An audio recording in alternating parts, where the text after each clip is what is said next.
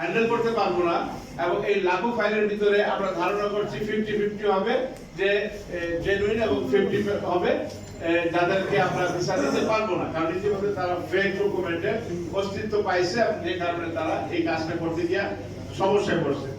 10টা কাজ করলে যদি 4টা-5টা কাগজ রিজেক্ট হয়, তাহলে এই রিজেক্ট করতে গিয়ে ওরা যে শ্রম ঘন্টা ব্যয় করে, এটা ওনারা করতে চাচ্ছে না। ওনারা চাচ্ছেন যে এখন 6 মাস 1 বছর হয়ে গেছে, তো 6 মাস 1 বছর পরে ওই মালিক কি আসলেই এখন ওই শ্রমিককে চায় কিনা।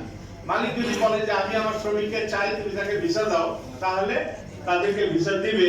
এটা হচ্ছে এমবেসির ভাষ্য। তাহলে এটাকে কে বাস্তবায়ন করবে? আমরা আমাদের লিগ্যাল উইং, যেটা আমরা লিগ্যাল এইড সার্ভিস হিসেবে যেটা আমরা করতে চাই, আমরা প্রথমে আমরা আমাদের দেশের যে কর্মীরা যারা ওয়ার্ক পারমিট নিয়ে এই মুহূর্তে দূতাবাসে ভিসার জন্য অপেক্ষা করছে, তাদের মালিকের সাথে তাদের ডকুমেন্ট সংগ্রহ করে আমরা তাদের মালিকের সাথে যোগাযোগ করছি, যাতে মালিক আমাদেরকে উত্তরে জানায়, এমবেসিকে উত্তরে জানায় যে না, এই শ্রমিককে আমার দরকার। তাহলে আমরা বুঝলাম যে এই মালিকও আছে, এই ডকুমেন্টটা অরিজিনাল, এবং এই মালিকের অরিজিনালি এই শ্রমিকের রিকোয়ারমেন্ট আছে। সো ইতালিয়ান দূতাবাস কমিটেড যে তারা তাদেরকে ভিসা দিবেন, এবং এই প্রসেসটা আমরা শুরু করছি গত 1 সপ্তাহ 10 দিন ধরে। আমরা এখন রেজাল্টের প্রত্যাশায় আছি।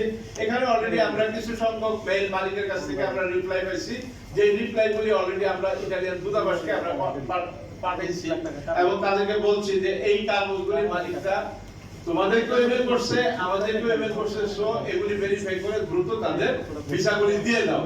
আমরা একটা সাপোর্টিং সার্ভিস হিসাবে আমরা এই কাজটা করতেছি, এবং এই কাজটা আমরা চেষ্টা করতেছি যাতে, কারণ এখানে যেহেতু লাখো মানুষের সমস্যা, এখানে আমাদের মতো পূর্ণ সামর্থ্য নিয়ে, কারণ আমরা 10 দিনে 100 ফাইল পাচ্ছি, এবং 100 ফাইলের উপরে আমরা চেষ্টা করছি 10-15টা অলরেডি মালিকের কাছ থেকে আমাদের কাছে রিপ্লাই আসছে, সবার রিপ্লাই এখনো আসে নাই। তো এটাই আমরাও একটা ভেরিফিকেশন করতে পারছি যে কতগুলি এখানে জেনুইন এবং কতগুলি মালিক জেনুইনলি আমাদের কর্মীদেরকে দিতে চায়। এটা একটা বোঝার জন্য আমরাও প্যারালালি কিছু তথ্য উপাত্ত এবং প্রমাণ সংগ্রহ করতেছি, এবং এটা হতে পারে এমবিসির বিরুদ্ধে যেতে পারে, যে আইনি ব্যবস্থা যেটা এমবিসি নিঃসন্দেহে 1 বছর 1.5 বছর ধরে এই যে আমাদের বাংলাদেশের কর্মীদেরকে ঝুলাই রাখছে, এটা অমানবিক, এবং এটা ক্ষতিপূরণ যোগ্য একটা অ্যাক্ট, যেই কারণে আমরা হয়তো আমাদের এই শ্রমিকদের যাতে ক্ষতিপূরণ প্রদান করা হয়, যারা জেনুইন মালিক আছে, জেনুইন এবং কর্মী যাদের ভিসা পাওয়ার যোগ্যতা আছে, তাদেরকে 1.5 বছর 2 বছর ধরে দেওয়া হলো না। সেক্ষেত্রে এটা একটা জায়গাতে, যে জায়গাতে আমরা আইনি তৎপরতা যেতে পারি। এখানে আবার কথা আছে, আইনি তৎপরতা বাংলাদেশের আইন তো ইটালির জন্য প্রযোজ্য না, ইটালিয়ান গভর্নমেন্ট তো বাংলাদেশ গভর্নমেন্টের আইনে চলবে না। তো এই জায়গাটাকে ডিফাইন করার জন্য যেমন দুইটা প্রসেস হতে পারে, যেমন একটা প্রসেস সেটা হচ্ছে আমরা বাংলাদেশ গভর্নমেন্টকেই নোটিশ করতে পারি।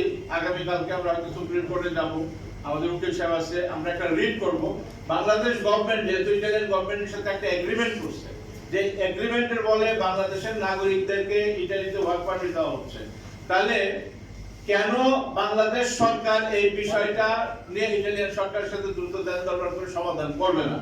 তাহলে এটার দায়িত্বটা কার? বাংলাদেশ গভর্নমেন্টের না ইটালিয়ান গভর্নমেন্ট? আর বাংলাদেশ গভর্নমেন্ট যেহেতু ইটালিয়ান গভর্নমেন্টের সাথে একটা চুক্তিবদ্ধ অবস্থার মধ্যে আছে, একটা এমইও আছে, সো বাংলাদেশ গভর্নমেন্ট এটা লাইবিলিটিস এর ঊর্ধ্বে না। বাংলাদেশের নাগরিকের ওয়েলফেয়ার দেখার দায়িত্ব বাংলাদেশ গভর্নমেন্টের, এবং ইটালিয়ান গভর্নমেন্টের দায়িত্ব তাদের দেশের আইনে একজন কর্মীর যে অধিকার আছে সেই অধিকার সুরক্ষা করতে। এইটা দুই দেশের বাইল্যাটারাল সিচুয়েশনটাকে গভর্নমেন্ট টু গভর্নমেন্ট এটা সলিউশনে আসতে হবে, এবং এই জায়গাতে কাজটা ডেভেলপ করার জন্য আমরা সবাই মাত্র কাজ শুরু করছি। It will take time.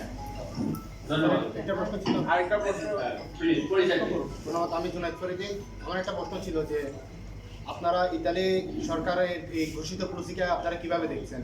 যেহেতু আমরা 1 লক্ষ ভুক্তভোগী আমরা দেখতে পাচ্ছি, পার পার্সন কিন্তু 110 ইউরো করে তারা নিচ্ছে, ওই হিসাবে কিন্তু 1 লক্ষ কর্মী হিসাবে 11 মিলিয়ন ইউরো তাদের হাতে চলে গেছে। এটা কিন্তু আমাদের সরকার থেকে যায়নি, ভুক্তভোগীদের কাছ থেকে গেছে। এই টাকাটার কোথায় গেছে, বা এই টাকাটাকে আমরা রিফান্ড পাবো কিনা? এবং আমরা এতদিন তো এই পরিমাণ অ্যামাউন্টের টাকা যে তারা নিয়ে নিল, কিন্তু সেই পরিমাণ আমরা কি পাইলাম? ধন্যবাদ। আর কেউ আমরা পরিচয় দিন। আসসালামু আলাইকুম। সাংবাদিক ভাইদের দৃষ্টি আকর্ষণ করছি, আপনারা আমার পেজটা নেবেন না। আমি একটা ডিলারশিপ হিসেবে আছি, আমি কুমিল্লা থেকে আসছি, তোতাবাইয়ের আমন্ত্রণে। আমি 2023 সালের আগস্টে জমা দিছি। তো আপনাদেরকে ধন্যবাদ, যারা এই উদ্যোগটা নিচ্ছেন আপনাদের সংস্থাকে অসংখ্য ধন্যবাদ। আজকের আসলে আমরা আগামীকালকে আমাদের বিশাল সমাবেশ, শান্তিপূর্ণ মানববন্ধন, আমরা ইটালি এম্বাসির সামনে যাব। আমি নিজে পররাষ্ট্র মন্ত্রণালয়ে আমি আবেদন করছি, তারপরে স্বরাষ্ট্র মন্ত্রণালয়ে আবেদন করছি, আমাদের ডক্টর ইউনূস স্যারের গত পরশুদিন আমরা গিয়েছি, তারপরে আমাদের সাজ্জিদ আলম সমন্বয় ওর কাছে আমি গিয়েছি। আমরা কোথায় না গিয়েছি আমাদের কোনো সমাধান আমরা পাইনি, কিন্তু পরবর্তী দেখা যাচ্ছে আমরা এখন 9 তারিখে একটা শান্তিপূর্ণ মানববন্ধন দিয়েছি। আজকে আপনাদের এই অনুষ্ঠানটা দেখে ভালো লাগছে। তো আপনাদের এই অনুষ্ঠানের মাধ্যমে আপনারা ভালো একটা মেসেজ দিলেন সারা বাংলাদেশকে। আমরা এই কারণে আসছি, আমি কুমিল্লা থেকে আসছি, জ্যামের কারণে আমার দেরি হয়ে গেছে, সরি। আর এখানে যে একটা দেখলাম, এটা দেখে আবার আমি মর্মাহত হইলাম যে 90 দিনের অধিক সময় ধরে কোনো রেজাল্ট পাচ্ছেন না, বিনা খরচে 7 দিনের ভিতরে সমাধান পেতে হবে।